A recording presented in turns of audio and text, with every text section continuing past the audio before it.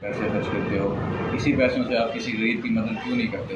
اتنے آپ لائٹوں میں ادھر ادھر ٹرینوں میں اور مطلب کرتے ہو، یہ کسی غریب کی مدد کرتے ہو۔ اور میلاد منانا کہاں پہ جائز ہے؟ کہاں پہ لکھا ہوا کہ آپ مطلب کہ خرچہ کریں، میلاد منائیں اور اسی ڈیٹ کو مطلب خوشی میں؟ آسان سا جواب یہ ہے کہ ہمیں جو کہہ رہے ہیں کہ میلاد شریف پر جو خرچہ کرتے ہو یہ کسی اور کو دے دو، میلاد کا خرچہ کسی اور کو لگتا ہے تو کیا کرے، رامڈ کے اجتماع کا خرچہ بھی کسی اور کو لگتا ہے کہ نہیں؟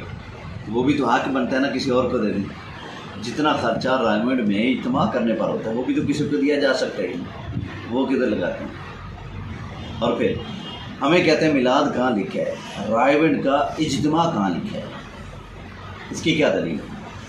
جس دلیل سے وہ جائز ہے نا، سمجھو اسی دلیل سے میلاد بھی جائز ہے۔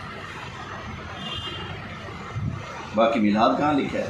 11واں پارہ ہے، اللہ ارشاد فرماتا ہے، محبوب فرما دیں، قل بفضل اللہ وبرحمتہ فبذلک فلیفرحوا، جب تمہیں اللہ کا فضل ملے، اللہ کی رحمت ملے تو آپ ان سے فرما دیں تمہیں چاہیے کہ اس پر خوشیاں مناؤ۔ پتہ چلا اللہ کا فضل اور رحمت ملے تو خوشیاں کرنی چاہیے۔ تو اللہ کی سب سے بڑی رحمت نبی پاک علیہ السلام، اللہ کا سب سے بڑا فضل بھی نبی کریم علیہ السلام ہے۔ تو رب کا قرآن کہتا ہے اللہ کا فضل اور رحمت ملنے پر انہیں چاہیے کہ وہ خوشیاں کریں، تو ہم خوشی کر کے قرآن پر عمل کر رہے ہیں، قرآن کے خلاف چل رہے ہیں، قرآن پر عمل۔ الحمدللہ یہ وجہ ہے کہ ہم اپنے آقا علیہ السلام کے تشریف لانے کی خوشیاں کرتے ہیں۔ سوچنے کی بات ہے، جو وہابی ہمیں کہتے ہیں کہ نبی کے آنے پر خوشیاں کیوں کرتے ہو، میں ان سے پوچھتا ہوں تمہارا ابا ٹرمپ سعودیہ میں گیا ہے تو تم نے آدھی ننگی لڑکیاں اس کے سامنے پیش کر کے خوشیاں کیوں کی؟ اتنے اتنے قیمتی تحفے تحائف، گھر کی خواتین مسافہ کروا رہے ہو، ڈانس کروا رہے ہو ان کے سامنے، یہ کس شریعت میں ہے؟ یہ کون سی آیت میں ہے؟ قرآن تو اس کے خلاف ہے۔ قرآن کہتا ہے یا ایھا الذین آمنوا لا تتخذوا اليہود والنصارى اولیاء، اے ایمان والو خبردار یہودیوں اور عیسائیوں کو اپنا دوست مت بناؤ۔ قرآن یہ کہتا ہے اور یہ ان کو اپنا دوست بنا رہے ہیں۔ قرآن کے خلاف ہے یا مطابق ہے؟ قرآن کے خلاف چل رہے ہیں۔ یہ کہاں سے آ گیا؟ کبھی بھی یہ وہابی پاکستانی، دیوبندی پاکستانی ان کے اس عمل کے خلاف نہیں بولے گا۔ کیوں؟ ان کے ریال بند ہوتے ہیں۔ انہوں نے وہاں جا کر ویڈیو ہماری دکھانی ہوتی، یہ دیکھو یا رسول اللہ کہہ رہے ہیں مشرک ہیں، کافر ہیں ہمارے علاقے میں، ان کے رد پر ہم نے کام کرنا ہے، مدرسہ بنانا ہے، مرکز بنانا ہے، آپ ہمیں چندہ دیں۔ ہماری ویڈیو اٹھا کر ان سے چندہ بٹورتے ہیں۔ اس لیے ہماری مسجد تعمیر شروع ہوتی ہے نا، چھت تک جاتے جاتے نیچے والا سیمنٹ اس کا نیچے گرنے لگ جاتا ہے، اتنی لیٹ بنتی ہے، اور ان کا مرکز 2 مہینے بعد پتہ لگتا ہے وہ چھت بھی بن گئی، مرکز بن گیا۔ کیوں؟ باہر کا چندہ آتا ہے۔ یہ سچ بولیں تو ان کے چندے بند ہو۔ مبنی ہے سارا۔ ہاں بالکل۔ اور ایک اور چیز، جیسے ان کی مسجد میں گلے وغیرہ لگے ہوتے ہیں، ادھر پیسے ڈالنا کیسے؟ نہیں ڈالنا چاہیے۔ آپ نے مولوی ساجد خان کی بات کی نا؟ جی، کیا بات کی بولا؟ جو مولوی ساجد خان ہے یہ ہر وقت اس کے یوٹیوب چینل پر میں گیا ہوں تو یہ جو علماء اہل سنت کو کال کرتا ہے، آگے سے علماء اہل سنت اٹھاتے نہیں ہیں۔ پتہ نہیں اس کا جھوٹ ہے یا علماء اہل سنت کے خلاف اٹھاتے ہیں، بات کرتے ہیں۔ جی، یہ فون پر جو چاہتا ہے نا جی، اس کا موقع مال فون میں ہے۔ جی، اس کو اگر مناظرہ چڑھا ہوا ہے نا، جی، ٹھیک ہے، جی، تو ایسا ہے، صراط مستقیم کی عبارت پر اس کا تازہ کلپ ہے۔ میں مولوی ساجد خان دیوبندی کو چیلنج کرتا ہوں کہ صراط مستقیم کی یہ عبارت کفری اور گستاخانہ ہے۔ اس پر مولوی ساجد دیوبندی مجھ سے مناظرہ کر، میں یہ ثابت کروں گا یہ گستاخانہ عبارت ہے۔ یہ فونوں پر مناظرے ہوتے ہیں، وہ بھی کال پر، وہ بھی آڈیو۔ جی، آمنے سامنے بیٹھ کر مناظرہ کریں نا، اسی عبارت پر مناظرہ کر لیں، جی، لگے گا پتہ منہ کیسے لٹکتا ہے اس کا۔ تو یہ فون کالوں پہ ببر شیر بنا ہوتا ہے۔ مفتی راشد صاحب کو بھی کال کر رہا تھا، جی، کل میں نے ضرورت ہے تو ابے کے سامنے بیٹھے نا، مفتی ہمارے اکابر کو کافر کہہ دیا، تو ضرورت ہے تو مفتی صاحب کو کہہ کہ میں اپنے وڈیاں دی صفائی دینا سے تیار ہوں، میں ثابت کروں گا کہ ہمارے بزرگوں نے گستاخی نہیں کی، وہ ایمان ہے جو انہوں نے لکھا ہے۔ تو آمنے سامنے بیٹھ کر شوکت سیالوی صاحب سے بات کر لیں، مفتی راشد صاحب سے کر لیں، مجھ سے صراط مستقیم کی عبارت پر گفتگو کر لیں۔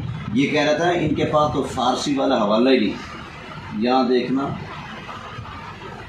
صراط مستقیم فارسی والی لگی ہو.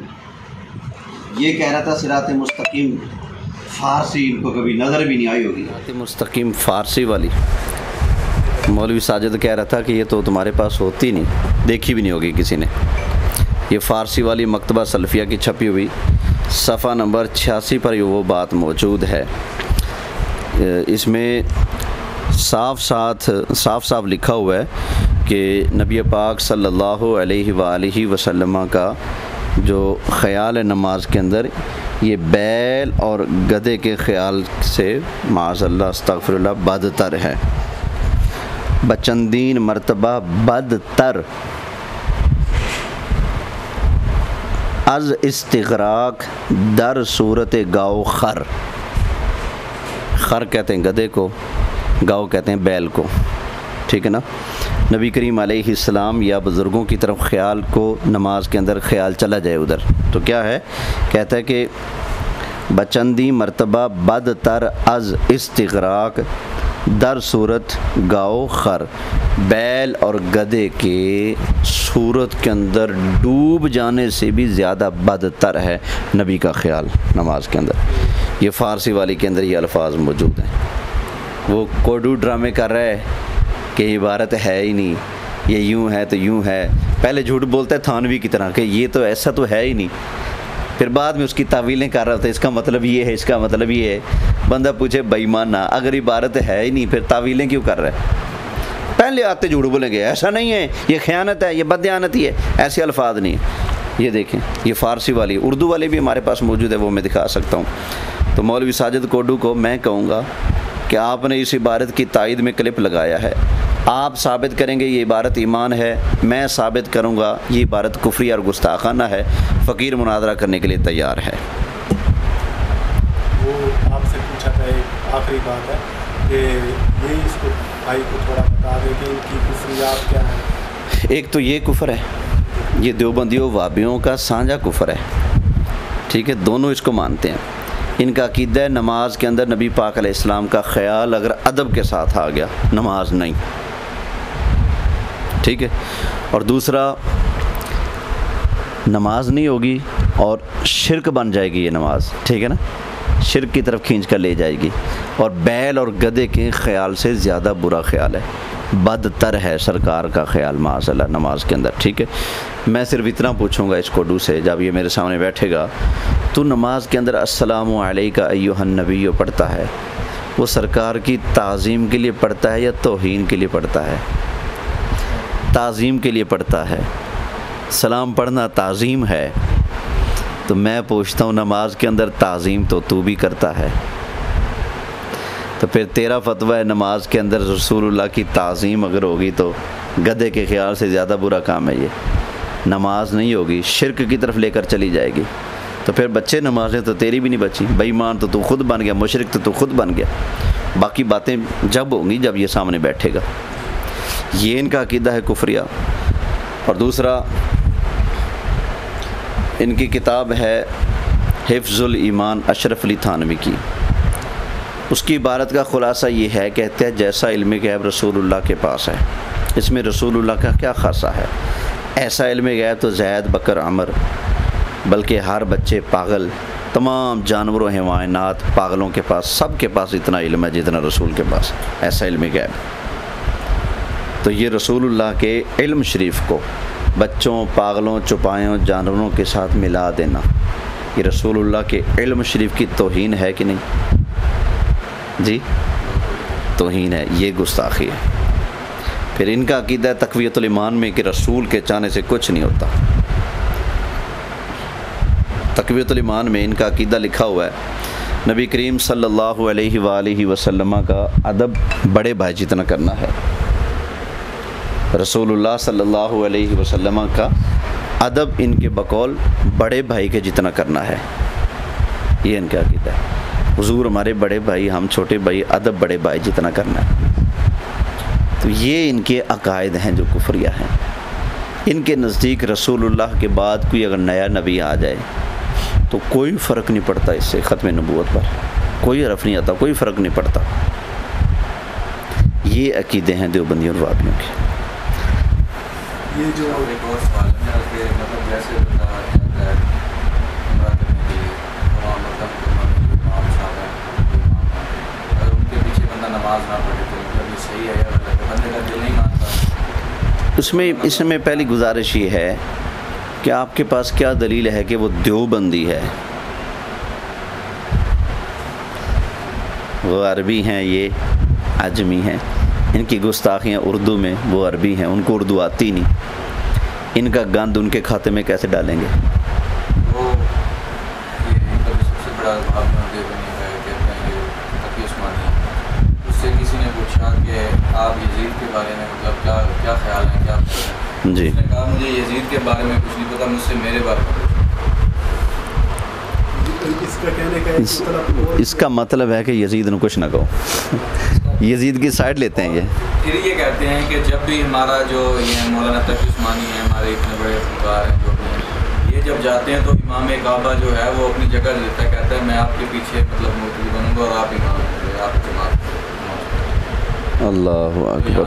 ظاہر سی بات ثابت ہو رہا ہے تو کس چیز کی مطلب مزمل ادھر سے کتاب ایک جس کے پیچھے شاہ پر سا لگا ہوا ہے گتا سا، ادھر یہ ساتھ والی، ادھر کو ادھر والی، ادھر کو، او بھائی ادھر درمیان میں دیکھو یار، اس کے پیچھے کوئی کلر نہیں پڑا ہوا۔ آگے لے جاؤ، ہاتھ آگے لے جاؤ، ابھی آگے لے جاؤ، ایک آگے تھوڑا سا اور آگے، ہاں یہ اس سے اگلی یہ لے کر آؤ۔ یہ جی دیوبندیوں کی لکھی کتاب ہے، حیات سیدنا۔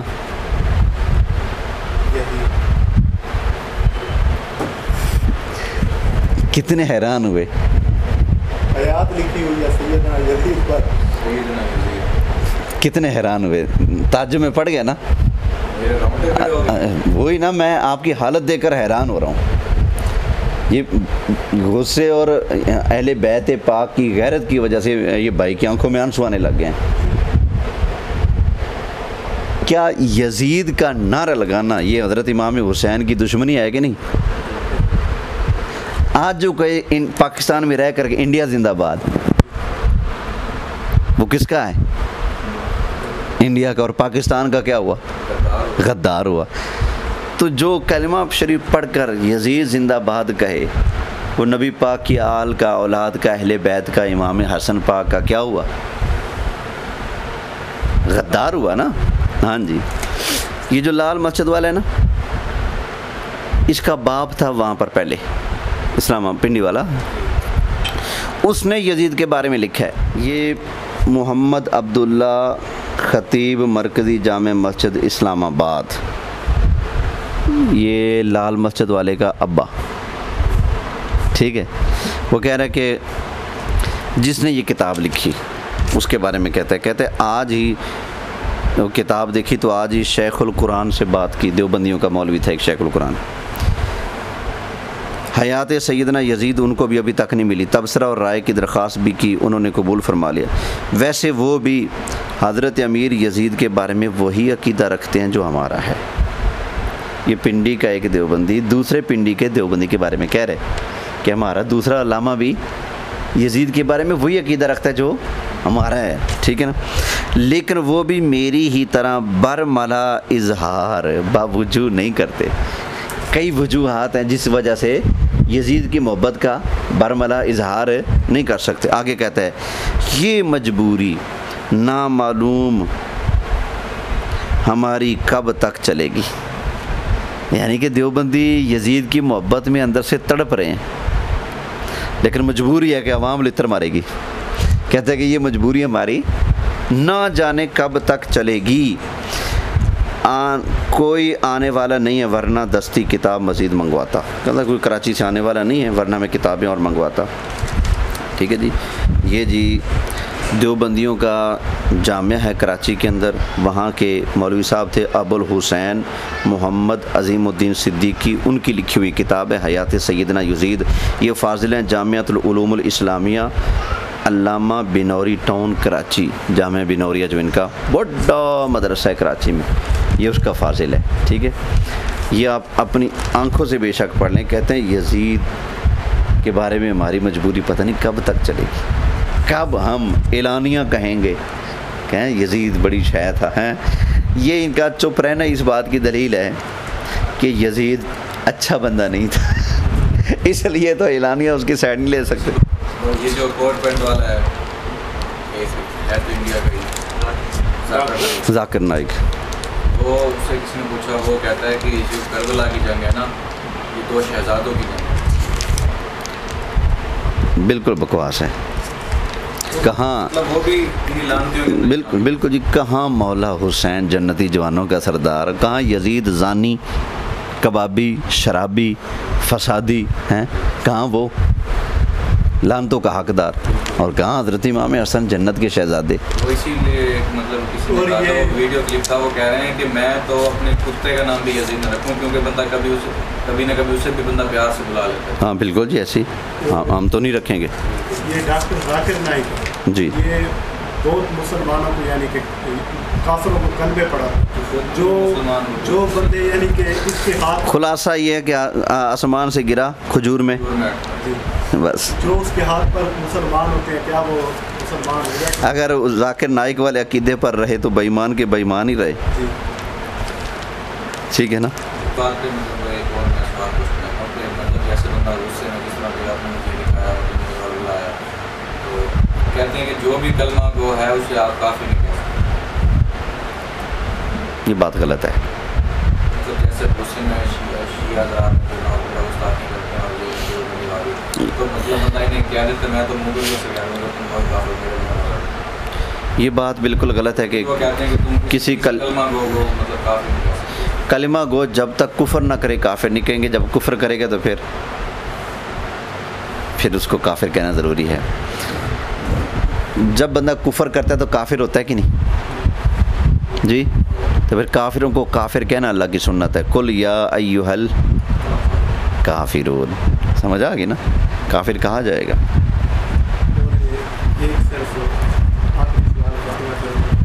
یہ جو جناب ابو طالب کا مسئلہ ہے، اہل سنت کافی مانتے ہیں کہ انہوں نے ایمان لایا، جیسے پنڈی کی طرف کے لوگ جو کہتے ہیں ہم سنی ہیں، اور ہماری طرف جو ہمارے اہل سنت کے علماء ہیں وہ کہتے ہیں کہ انہوں نے ایمان نہیں لایا، کہ اس کا اصل مقصد اور اس میں یہ کہ اہل سنت کے ہی علماء کا اس میں اختلاف رہا ہے، بعض کہتے ہیں وہ ان پر وہ ایمان لے آئے تھے، بعض کہتے ہیں نہیں ایمان نہیں لائے، ٹھیک ہے نا۔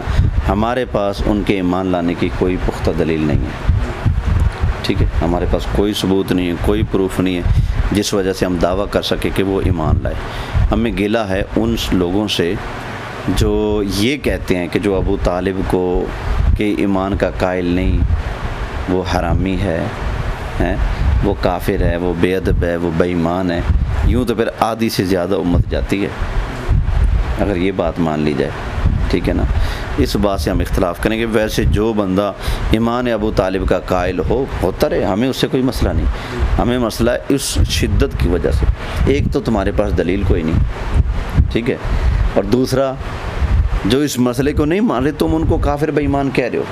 بھائی وہ قرآن کی نص ہے ان کے ایمان پر، جو آپ منکرین کو کافروں کی صف میں ڈال رہے ہو، یہ زیادتی ان لوگوں کی۔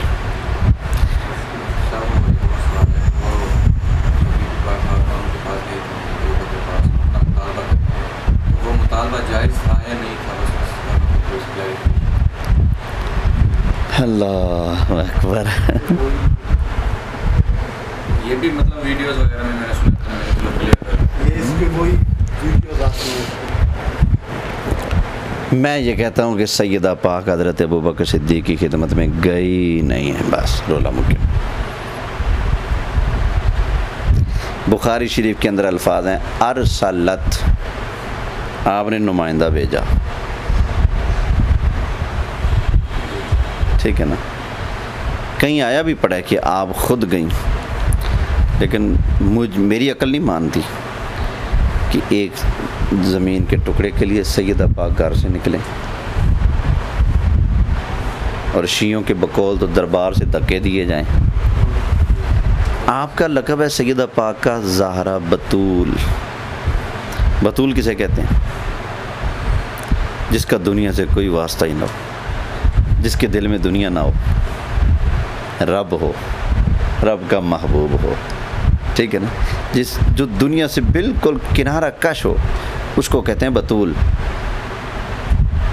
تو یا تو پھر آپ کو بطول کہنا چھوڑیں، اگر وہ جائیداد کے لیے گئیں، پھر آپ نے مطالبے کیے اور اتنی شدت بڑھ گئی کہ آپ نے کہا کہ ابو بکر صدیق کو میرے جنازے میں نہیں بلانا، راتوں رات میرا جنازہ اٹھایا جائے، ان کو نہیں بلانا، اس کا مطلب پھر آپ بطول تو نہ رہی، کیونکہ آپ ایک ٹکڑا عرضی زمین کے ٹکڑے کے لیے ناراض ہو رہی ہیں۔ نبی پاک کی شریعت کیا کہتی ہے؟ مسلمان سے 3 دن سے زیادہ تعلق توڑنا جائز۔ اور فدق والی کہانی میں آیا پڑا کہ سیدہ پاک اس کے بعد پوری زندگی ابو بکر صدیق سے بولی نہیں، کلام نہیں کیا آپ نے۔ تو یہ کیسے ہو سکتا ہے؟ نبی پاک فرمائیں جو اللہ پر آخرت پر ایمان رکھتے ہیں اس کے لیے جائز ہی نہیں کہ کسی مسلمان سے 3 دن سے زیادہ ترک کلام کرے۔